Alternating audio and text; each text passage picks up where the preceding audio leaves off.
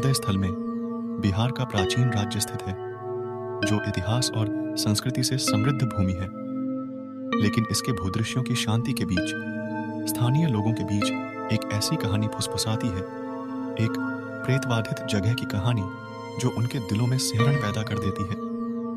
मुजफ्फरपुर शहर के निकट ग्रामीण अंदरूनी इलाकों में एक पुरानी जीर्ण शीर्ण हवेली है, जिसे भवानी हवेली के नाम से जाना जाता है। एक समय की भव्य इमारत अब समय की मार का शिकार हो गई है। इसकी दीवारें उम्र और उपेक्षा के कारण खराब हो गई हैं। ऊंची लताएं भूतिया भुजाओं की तरह दीवारों से लिपटी हुई थीं और टूटी हुई खिड़कियां खाली बेजान आंखों की तरह लग रही थीं, जो अज्ञात में घूर रही थीं।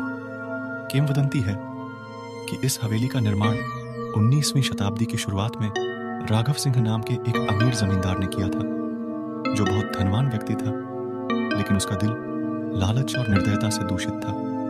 हवेली उसकी शक्ति का प्रतीक थी और स्थानीय लोग उससे डरते थे, जैसे वे एक दुष्ट आत्मा से डरते थे। जैसे जैसे साल बीतते गए, हवेली की आभा और गहरी होती गई, क्योंकि यह न केवल राघव सिंह के अत्याचार का गवाह था, बल्कि भयावह घटनाओं का स्थल भी था। ग्रामीणों ने रात में परित्यक्त संरचना के अंदर टिमटिमाती भयानक रोशनी, अंदर से निकलने वाली अजीब आवाजों और यहाँ तक कि एक सफेद साड़ी में एक महिला को हॉल में घूमते हुए देखने की बात कही, जिसका चेहरा छाया से अस्पष्ट था। कई लोगों ने कहानियों को महज अंधविश्वास बताकर दूर करने की उम्मीद में भवानी हवेली में प्रवेश करने का साहस किया।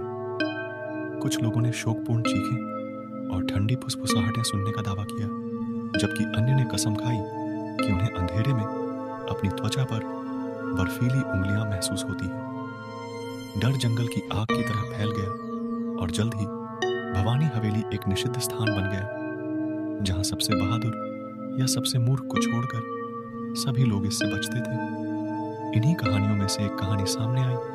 वह थी आदित्य नाम के एक पत्रकार की। वह एक जिज्ञासु आत्मा था, हमेशा सत्य की तलाश में रहता था, चाहे वह कितना भी अस्थिर क्यों न हो। जब आदित्य ने भवानी हवेली के बारे में सुना, तो उन्होंने इसे उस स्थान पर छिपे रहस्यों को उजागर करने और शायद डरावनी किंवदंतियों को तर्कसंगत स्पष्टीकरण देने का एक अवसर के रूप में देखा। एक चांदनी रात में आदित्य हवेली में पहुंचा। उसका दिल उत्साह और आशंका से धड़क रहा था। अपने कैमरे और टॉर्च से लैस होकर उसने परित्यक्त हवेली के अंदर कदम रखा। हवा प्रत्याशा से बोझिल थी और फर्श की हर चरमराती आवाज शांति में गूंज रही थी। जैसे ही आदित्य खस्ता हाल गलियारों में घूमता रहा, वह देखे जाने के एहसास से बच नहीं पाया। टिमटिमाती परछाइयां उसके चारों ओर नाचती हुई प्रतीत होती थीं और सन्नाटा दमनकारी लगता था, लेकिन वह आगे बढ़ता रहा। जो कुछ भी उसका इंतजार कर रहा था, उसका सामना